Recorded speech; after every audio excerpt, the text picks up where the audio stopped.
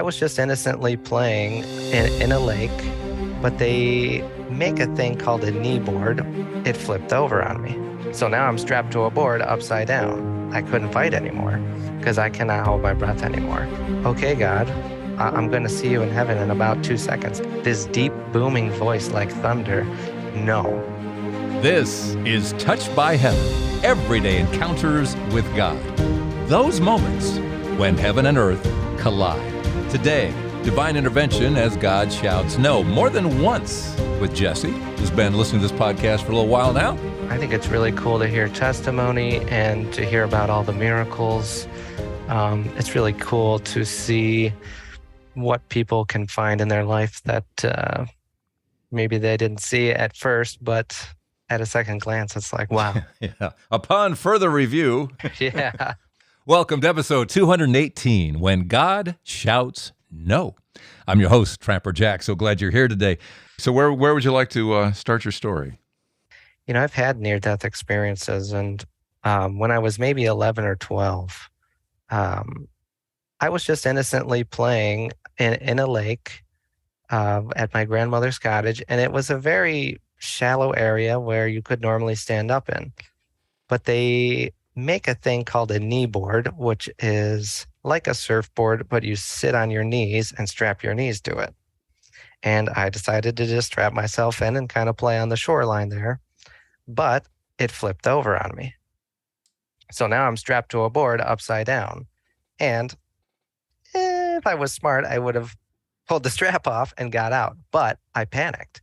And I sat there and tried to flip it over and flip it over and flip it over until I became so tired and so short of breath that I couldn't fight anymore. And in that moment, I mean, even at that age, I remember sitting there. And it is interesting when you really feel there's no way out, you do find peace in death. And I accepted it even at that age. And I said, okay, God, if I'm going to come die right now, I'm going to see you in heaven in about 2 seconds because I cannot hold my breath anymore. And this voice, this deep booming voice like thunder, and to me, it was like it came from the lake itself, or as if the water surrounding me. And I heard the word no. And at that very moment, my aunt reached in, grabbed me, and pulled me out and saved me. 10 minutes later, I wanted to play football with my cousins, but it was really amazing that in the moment where all I could do was surrender, he heard my call. Yeah, one very loud word. Mm-hmm. Wow. You remind me of a story where, and there was something about drowning because there was that initial panic. Absolutely. And as back at episode 25, Jeff was saying how then suddenly it's just peaceful. Mm-hmm. And he, as apparently you were, it's peaceful time and see you soon, God, and no, and a hand grabs you. You had other near-death experience. That wasn't technically a near-death, but you were near death. But so I guess near-death maybe doesn't fit, but close calls are more like what I've come. Close call plus encounter. There was definitely an encounter in there saying. But it's interesting because he didn't have to say no because your aunt was there. Sure. He didn't have to say no. It could have just played out, and I was saved by my aunt, and that's the story. But no, you got the no. Right, and that was for me to know I heard you, and it's not time. So that stays with you throughout life. That's a little fortifier, isn't it? It sure is, yeah. And you know, there it is early in life where I know that when the stuff hits the fan and I need him and I really call for him, he hears me. I had another interesting moment where I had been on a church softball league, and I was driving then. So, and I was probably a pretty new driver, so I had to be only 16 or 17, I would say at the time. And it was before the times of GPS, right? So I had a little map printed off, but it was in an area I hadn't really been to before. And I'm desperately trying to get there in time and very much not going to. And here I am driving down this unknown dirt road on the backwoods somewhere. and I'm just flying. I'm probably going 55, 60 miles an hour. And all of a sudden, I come upon this turn, and it is like 120 degree sweeping downhill turn on gravel. And I'm driving an old, tiny little front wheel drive car. And I just knew I was screwed. And then again, I screamed, God help me. And that car drift turned and I've never tried to drift before. Okay. That's not a skill that I really have, but this car drifted that whole turn all the way through the turn and I just kept driving like nothing happened.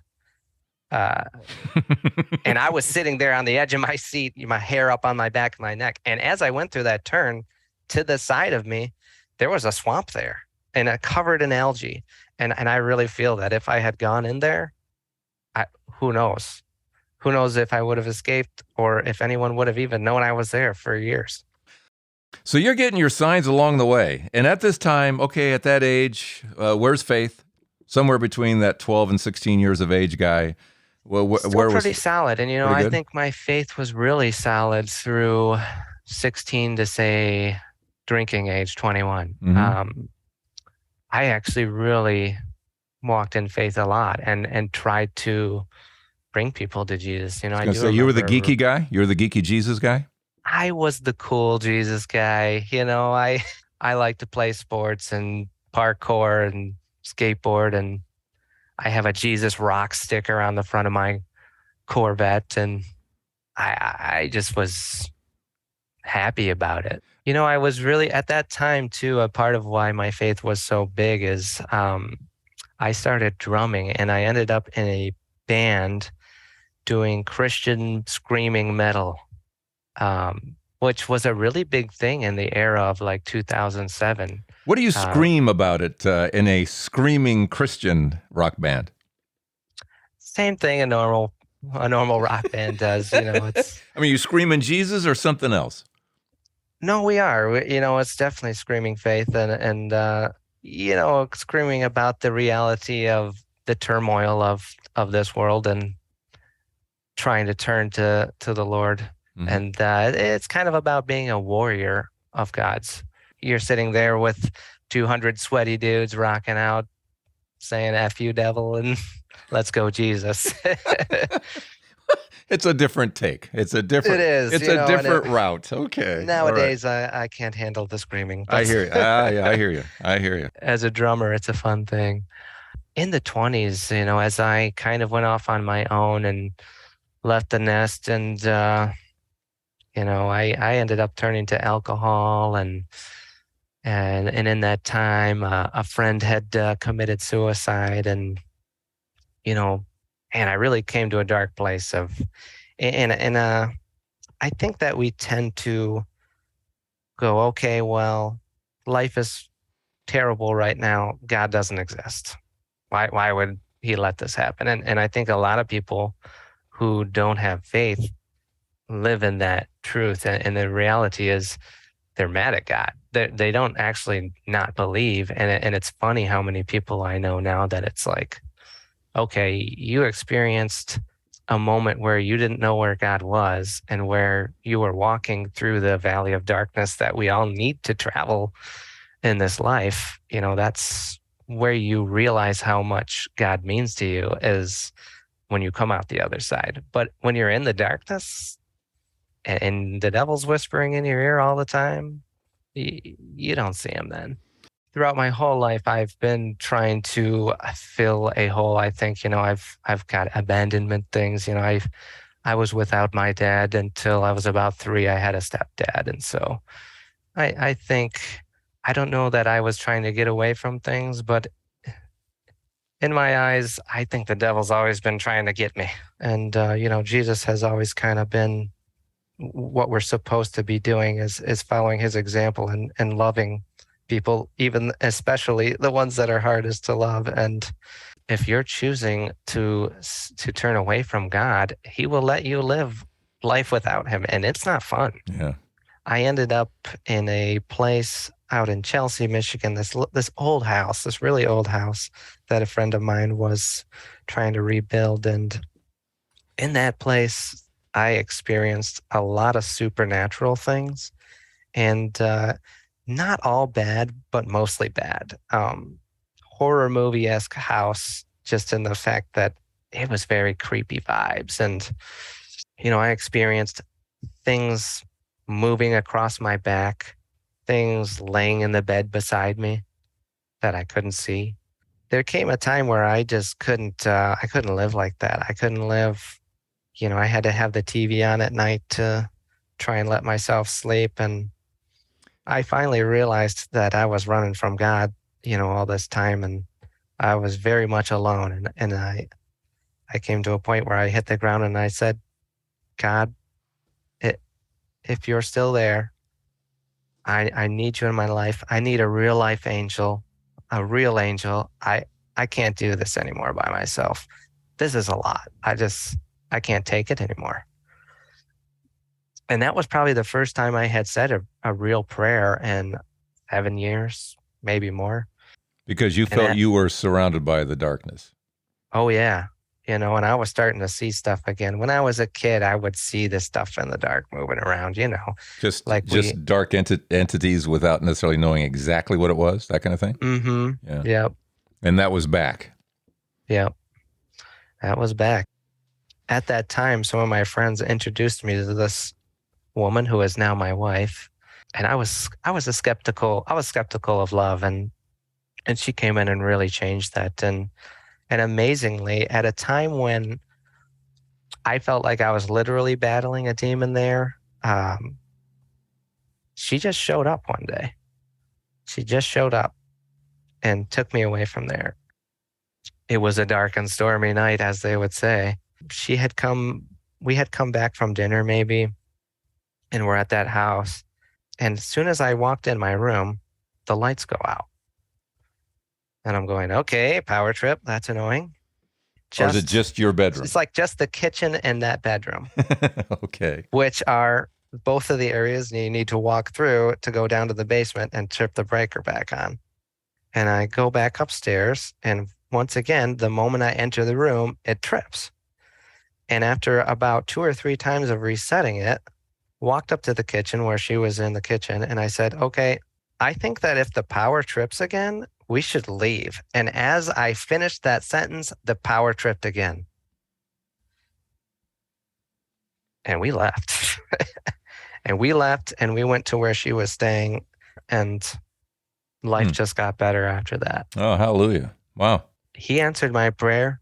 And not only did he give someone that could fill the hole in my heart, he ended up giving us a whole life together. We ended up building a small cleaning company together.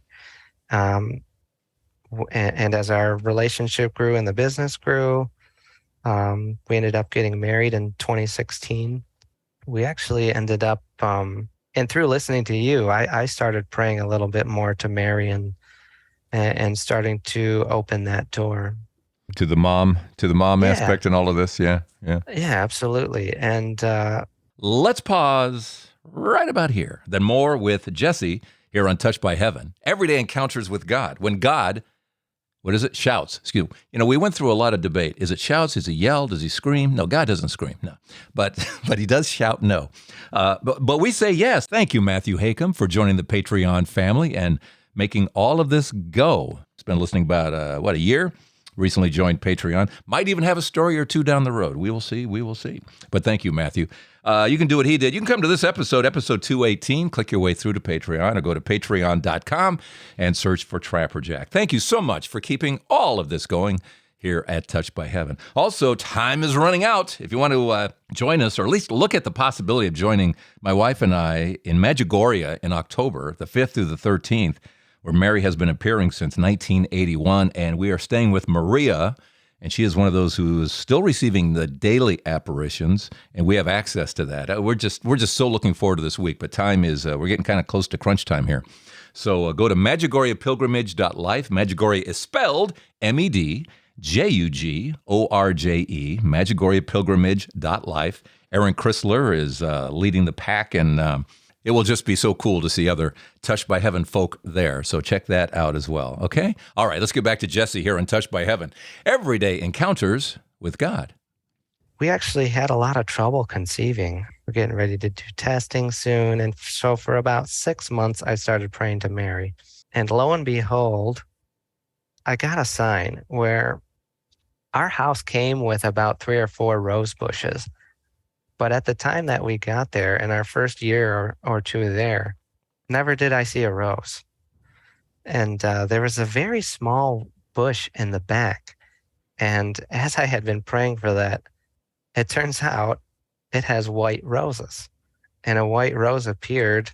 And maybe a week later, as she was about to go do her final test, they said, well, you can't do this test because you're pregnant.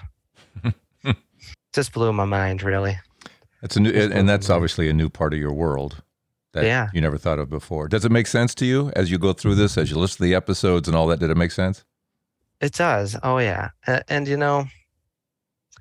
I think that there's a thing in Catholic faith that's always steered me away from it, where the rite of communion and you have to belong to the church. That's always disheartened me towards Catholicism myself. I never saw Jesus as someone who said, take of my body and my blood if you belong to this church. Well, You want me to explain it? Well, sure. And it's probably nothing you don't already know. And this has to do with just the Catholic faith, which is a belief that is Jesus. This is not a symbol, I should back up here, because was it last year? I was at a baptism at a Protestant church for a friend of ours, and it was wonderful. It was uplifting. It was terrific. It was wonderful, and it was funny when it came time for communion. The minister at the time, because of COVID, the cracker and the juice were kind of all wrapped up. They came, prepackaged, if you will, to make sure that nobody caught anything or anything. And I was amazing, because he said, now, if you're not a member of this church, if you're just kind of checking us out, we ask that you not take communion. This is for believers. And he gave it such respect, even though it's a symbol, recognized as a symbol. This isn't Jesus, but this is a part of community, communion. This is part of you're in the family when you do this. And I thought, isn't this interesting? That has kind of a Catholic touch to it, because in its own way, in its own Protestant way. In the Catholic Church, it's like, this is Jesus. And so for someone who is used to having something as a symbol coming up for communion, no, you don't understand how serious this is, how important this is. This is what's called in the Catholic Church the source and the summit. This is the pinnacle of everything. And the irony, and the sad irony within the Catholic Church, where once upon a time 100% of everybody in the church believed that was Jesus, now it's down to like 30%. Which is crazy. 70% of the club members don't even believe it's Jesus, right? But still, it's like, this is Jesus. So when you're coming up, you have to know that. You have to believe that. Just read John 6 a few times, and you'll see how adamant Jesus was that my flesh is real food and my blood is real drink. I'm not talking symbolically, because when they started walking, he didn't stop them. He didn't say, no, it's a symbol. No, people were leaving because they couldn't, it grossed them out. And he didn't correct them. I understand it. Yeah,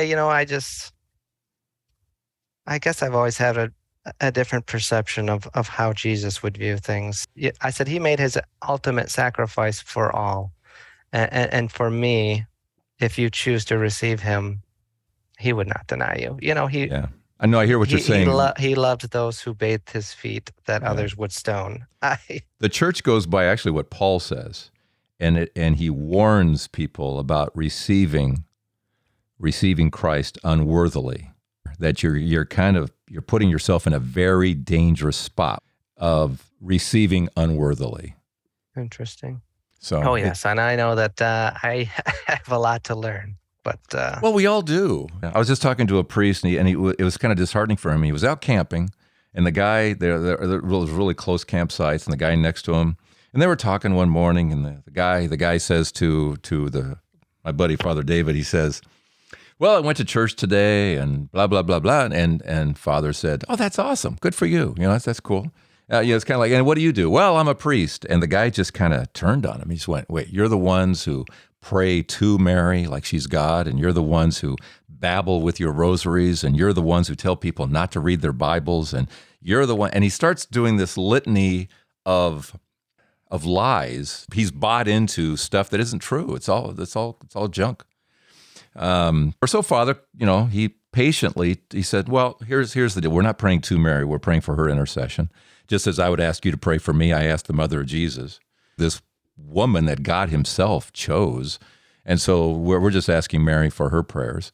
And rosary is not babble. It's the Our Father. You're quoting Luke. You're looking at the life, death, and resurrection of Jesus and all these things, but not everybody wants to hear that. So he kind of went through the whole thing and said, the guy just, he was talking to a brick wall. And the whole thing, and you've heard me say this too, is we're so busy taking pot shots at each other that the devil's just laughing. He's the enemy. Yeah. I'm not. You're not. Father isn't. The guy who's at the campsite with them isn't. We're not the enemy. The enemy's the one who wants the chaos, who wants the split. Yeah. And that's a shame. Love is the way. And I look at you, Jesse, and the fact that you can listen to this, get enough understanding that, hey, Mary, help us. You get a little sign of a rose, which is her symbol, and it's like, and you see the connection and all that. Yeah, and she has really been the most wonderful, sweet baby. We're very blessed by her. Ah, nice. And the thing that's very interesting with this podcast too, there's a couple of things I wanted to tell you. One, a reason why I finally decided to call you was the song choice that you talked about, or the song that came up to you in the last episode. The last 5 minutes of the episode, you said 1,000 years came up. Well, that song was the song that my wife came down the aisle to, and also the song that they played while my wife had the C-section and our baby came into this world. So when you said that, I said, okay, I can't ignore this anymore. But I thought it interesting, 1,000 years, I'm going to love you for 1,000 more. Well, that's 2,000 years. What woman? Because it's always gender specific with me and the music, and a woman was singing it. Okay, which woman has been loving us for 2,000 years? Oh, okay, it's a Mary thing. So that's how that came to be. And that's because there's someone out there like me who needs to hear these stories. And, it's really helped me take my baby steps back towards faith. And I'm not running yet, but man, I'm walking and I'm trying. And I had a really nice mom moment too, where it turns out, I suggested she listen to this podcast, and she has forever been an evangelical. And after listening to this podcast, she is taking the steps to become Catholic. It just sings to her, and she says, I think it's the way. And wow. How does that make you feel? Well, no, I don't know. You must be shocked. I am a little shocked. Yeah, I guess that would be my first interpretation of it, is shocked, but also happy that if that's the right way, and that's going to give her something she hasn't found in all those years, then awesome. She say why? All the Eucharistic miracles, it seemed like were a big one for her, and I think just being educated on what Catholicism really is, and not just hearing it from another church, and the way that you speak and the way that you bring people together over it. And you really pull back the veil from some of what people think versus what's really there. And that's just speaking to her. Whatever gets you closer to Jesus, right? Yeah, absolutely. And that's something she'll share with my wife is Latina, and she's Catholic as well. So that's something that they'll be able to explore together. Okay. And I may explore myself, but we'll see if God calls me to that.